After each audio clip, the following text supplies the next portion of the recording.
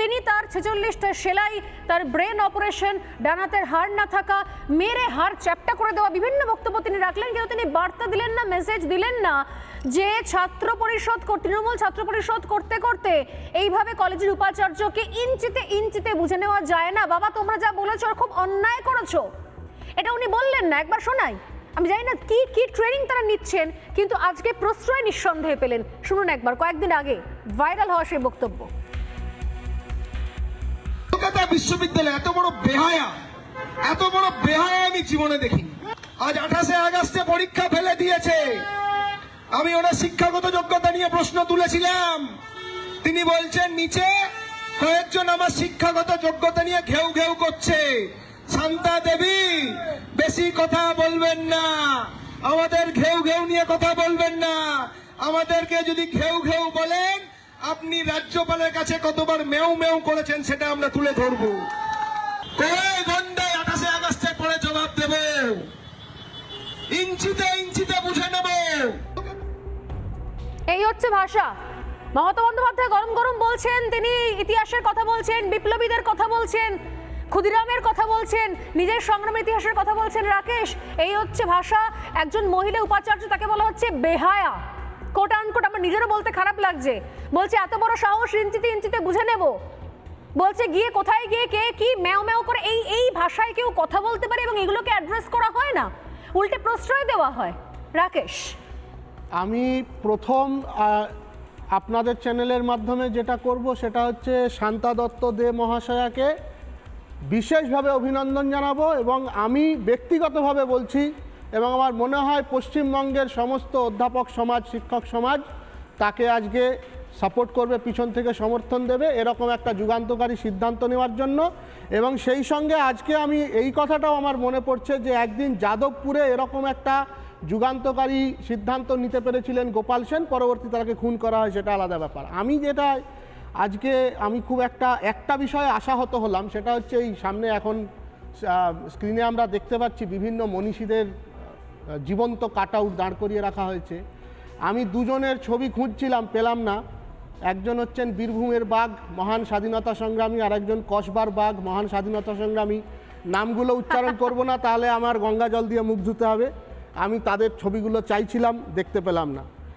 এখন আরেকটা বিষয় হচ্ছে, আমরা আমাদের মাননীয় মুখ্যমন্ত্রী বারবার বলেন পশ্চিমবঙ্গ সব কিছুতে প্রথম এক নম্বরে আছে। তো 2025-এ পশ্চিমবঙ্গের এই প্রথম থাকার যে মুকুট, সেখানে আরেকটা পালক যুক্ত হয়েছে। পশ্চিমবঙ্গ আবার একটা বিষয় খুব প্রথম হয়েছে, সেটা কি 2025-এ ভারত সরকারের শিক্ষা দপ্তর যে তথ্য প্রকাশ করেছে তাতে দেখা যাচ্ছে পশ্চিমবঙ্গে এই বছর মাধ্যমিক স্তরে, মানে ক্লাস 8 থেকে 9-এ ওঠার সময় ড্রপ আউটের সংখ্যায় পশ্চিমবঙ্গ সারা দেশের মধ্যে প্রথম স্থান, শীর্ষস্থান অধিকার করেছে। সব রাজ্যের মধ্যে শীর্ষস্থানে পশ্চিমবঙ্গ আছে।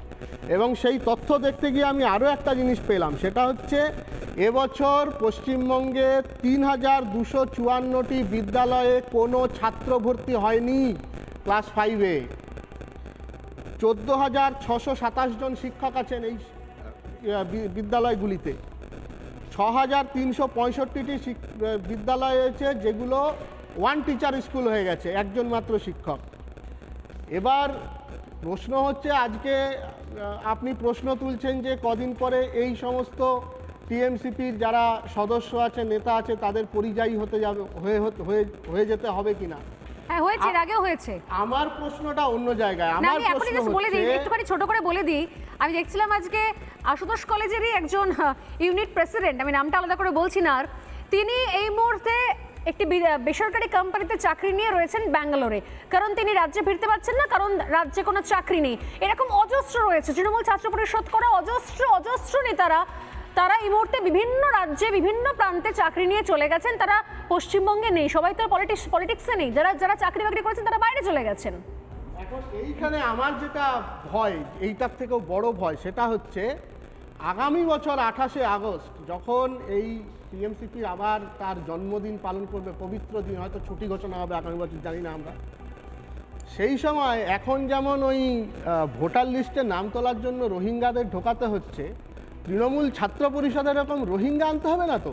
কারণ কি, 9.5 লক্ষ সিট শঙ্কুদেবদা বলেছেন সমস্ত কলেজগুলোতে 9.5 লক্ষ সিট আছে, তার মধ্যে মাত্র 5.4 লাখ অ্যাপ্লিকেশন হয়েছে, তার একদম। মধ্যে অনেক ডুপ্লিকেসি আছে। ডুপ্লিকেসি মানে একই ছাত্র হয়তো 3 জায়গায় বা 4 জায়গায় অ্যাপ্লাই করে রয়েছে, এবং এখনো পর্যন্ত 60%ও সিট ফিল আপ হয়নি।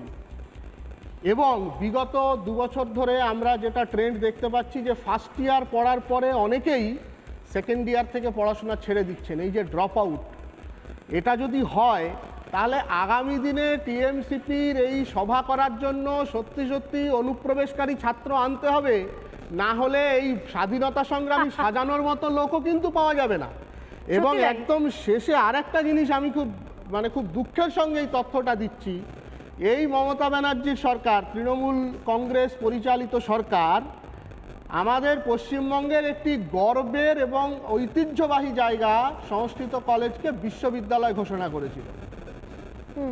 সেই সংস্কৃত কলেজ অ্যান্ড ইউনিভার্সিটিতে যে সমস্ত ছাত্ররা রিসার্চ করছে, পিএইচডি করছে, তারা কেন্দ্রীয় সরকারের বা ইউজিসির কোনো ছাত্রবৃত্তি পান না, কারণ সেই কলেজ বা ইউনিভার্সিটি এখনো পর্যন্ত 12B করাতে পারেনি। তাদের ভরসা ছিল Swami Vivekananda merit cum scholarship. বিগত 2 বছর ধরে এই ছাত্রদের অ্যাকাউন্টে SVMCM এর টাকা পৌঁছাচ্ছে না। একজন ছাত্র রাজ্য সরকারের এই স্কিমে প্রায় 2.5 লক্ষ টাকা করে পায়। বাহ, এইটা হচ্ছে আজকের দিনে দাঁড়িয়ে তথ্য। অসাধারণ। এই তথ্যের উপরে দাঁড়িয়ে আজকে আমাদের ভাবতে হবে যে টিএমসিপির যে পবিত্র জন্মদিন উৎসব পালন করা, ওদের ক্লাব খুলতে বলুন। ক্লাব খুলে টাকা পেয়ে যাবে। 3-4 জন মিলে একটা করে ক্লাব খুললে একটা পুজো টুজো করলে টাকা পেয়ে যাবে। আমি মনীষী প্রেম, ইউনিভার্সিটির যারা পিএইচডি আমি স্টুডেন্ট আছেন শেষের তারা দিকে চলে এসেছি। আমি একটা ছবি দেখাবো, আজকে না দেখিয়ে পারছি না, যে এই যে বলছিলেন যে এরপর যদি এভাবেই চলতে থাকে, যেভাবে ছাত্র বেরিয়ে যাচ্ছে, এরপরে কলেজ ভরাবার জন্য রোহিঙ্গা বাংলাদেশিদের আশ্রয় নিতে হবে। এবং এই যে শিয়ালদা স্টেশনের বাইরে যে ছবিটা দেখছেন না, আমি আবার চালাতে বলবো, শিয়ালদা স্টেশনের বাইরে আজকে মনীষী সাজিয়ে রেখে দিয়েছিল তৃণমূল কংগ্রেস। বোঝা দুষ্কর 15ই আগস্ট না 28শে আগস্ট। নানা ধরনের কন্টেন্ট দেখার জন্য লাইক করুন, শেয়ার করুন আমাদের ফেসবুক পেজ, সাবস্ক্রাইব করুন আমাদের ইউটিউব চ্যানেল। পাশাপাশি অন্যান্য ব্রেকিং নিউজের জন্য অবশ্যই চোখ রাখুন রিপাবলিক বাংলায়।